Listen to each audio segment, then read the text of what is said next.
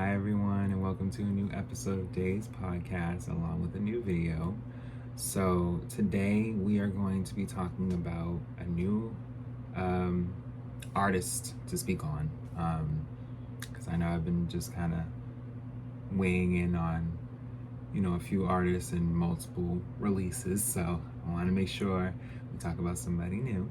So, today we are going to be talking about Ciara. Her album's Goodies. Yeah,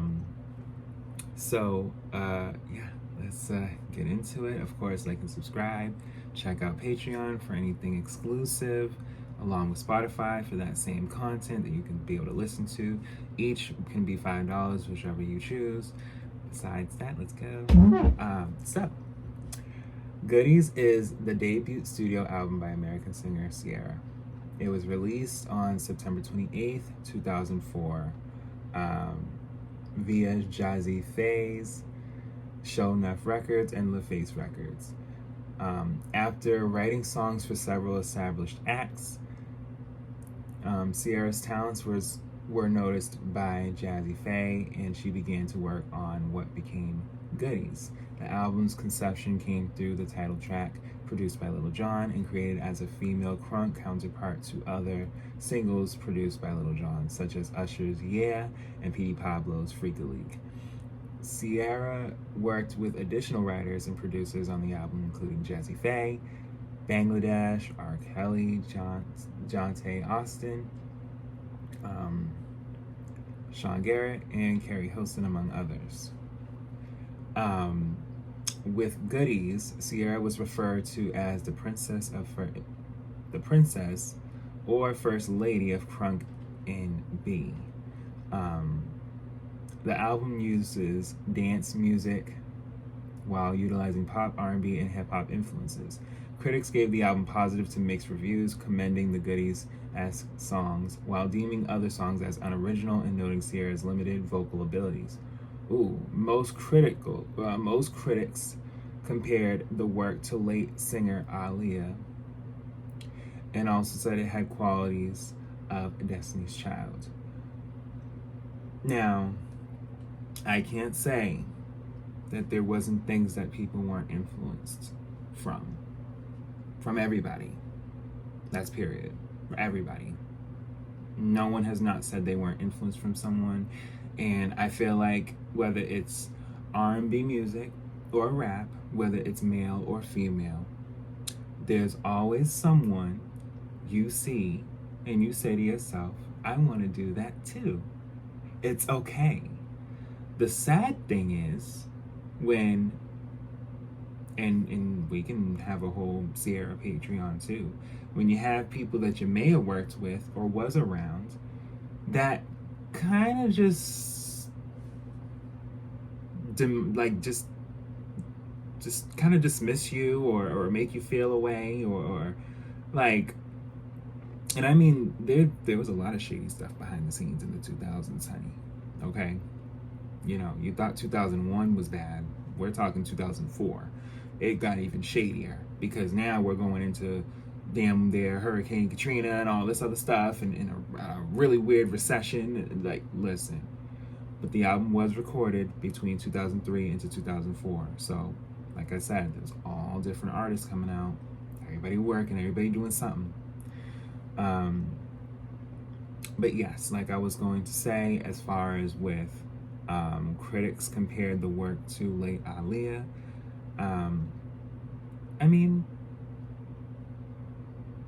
that's not a bad thing. I know that she wanted to make sure that she stamped herself as herself, but when you think of, a way someone is and how they carry themselves, it's like, okay, like this is someone that, if they were in the room with someone that they, may have admired or may look, up to, good conversation, I always keep it positive over here, guys. I don't got time for the drama. I will speak on the drama. I will allegedly let y'all know all of what the drama could possibly be. But as far as, peace and harmony, empathy, sympathy, all that, we keep it real nice and humble around here. The album was a commercial success in the United States. The album debuted at number 3 on the US Billboard 200, selling 124,750 copies in its opening week. It was later certified triple platinum by the Recording Academy and has sold over 5 million copies worldwide. The album also fared well internationally, being certified platinum by the Music Canada and gold by the British industry as well. Goodies earned Ciara 2 Grammy nominations, including Best New Artist and Best Rap Song Collaboration for 1-2 Step. Yeah, so she was already Grammy nominated. The first singles was Goodies, which came out June 8th, 2004. Today is the anniversary, by the way. So it's been 20 years since Goodies. Listen to it if anything. As far as 1-2 Step, that came out November 1st, so near the end of the year of 2004. And then O came out by late winter going into spring of 2005. And then And I came out by the summer of 2005. And by that time with And I, she was kind of gearing into going into the next era.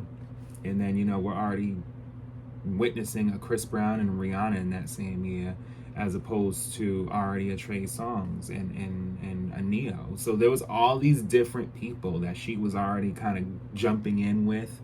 Keisha Cole, 2000, Destiny's Child had came back, but they were Destiny Fulfilled though. Okay, touring by 2005, saying, "Listen, we about to say our farewell for right now," Okay, I think about 2005. I mean, we could talk about it. The background of the, of her story and everything kind of meshes with that. In her mid-teens, Ciara formed the all-girl group Hearsay with 2 of her friends. The group recorded demos, but as time went on, they began to have differences and eventually parted ways. Despite this setback, Ciara was still determined to reach her goal and signed a publishing deal as a songwriter. After leaving the group Hearsay, Texas native Ciara earned a writing job via her manager for Atlanta's Tricky Stewart and The Dreams Red Zone Entertainment. Ooh, so she was already working with Dream, penning songs for Maya and Fantasia, among others. According to Ciara, no one believed in her dreams of hearing her own music on the radio until she met producer Jazzy Faye in 2002.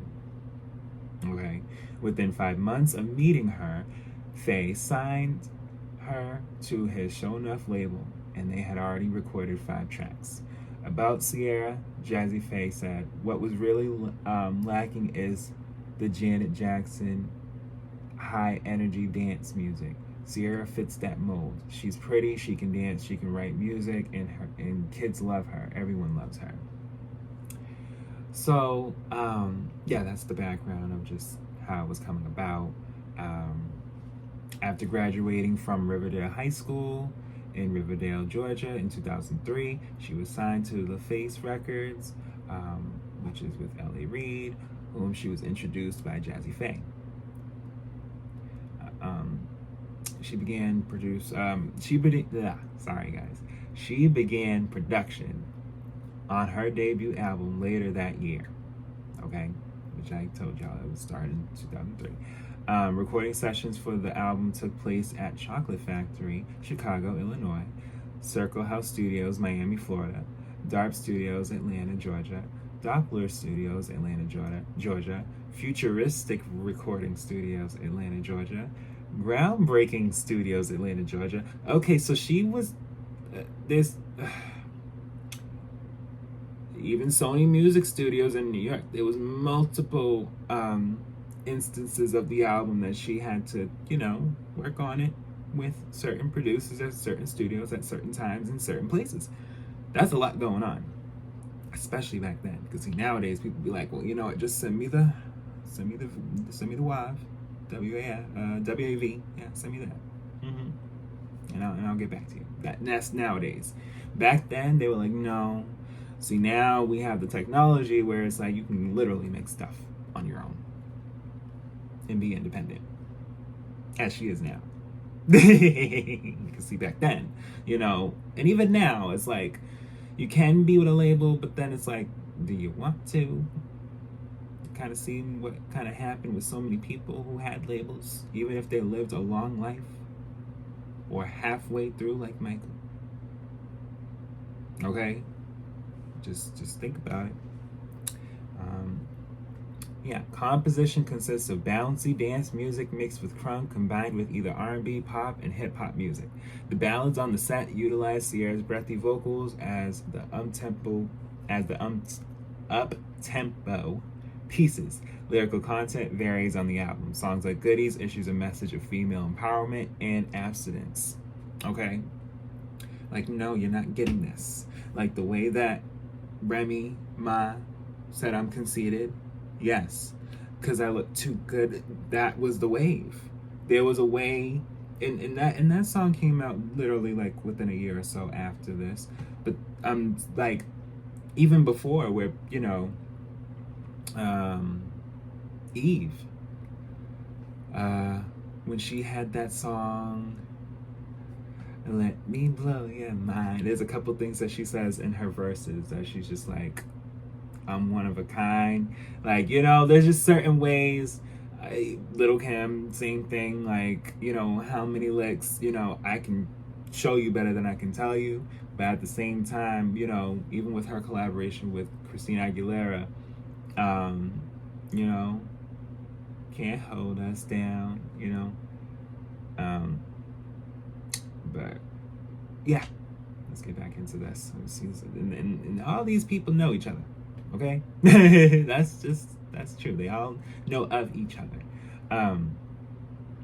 Goodies is heavily influenced by male counterpart Crunk's song "Yeah," and also has been compared to Khaleesi's "Milkshake." Well, if we're wait a minute, "Milkshake" did come out by 2003. Oh my god. See, this is why you research, because you're just trying to. I had to really think about that, because, yeah. When did the music video come out for that?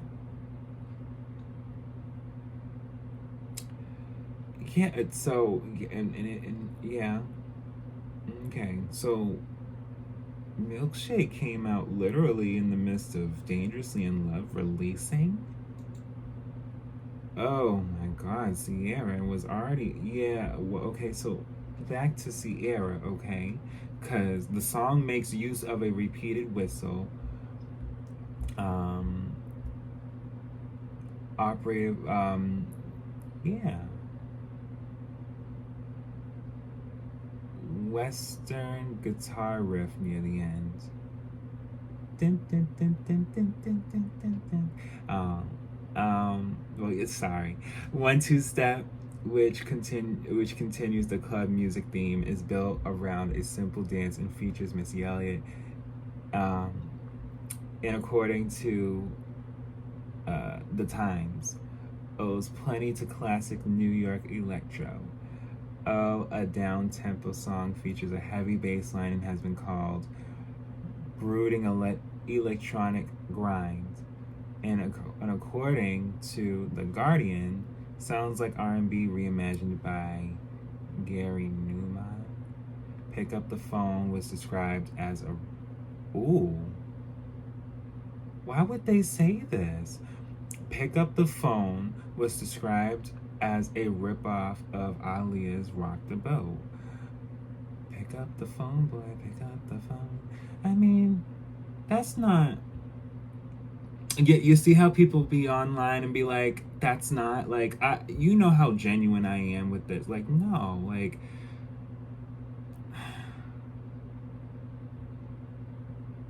Next to You, written by R. Kelly, is part of the album's second half of ballads and was said to capture Ciara's youthful indecisiveness.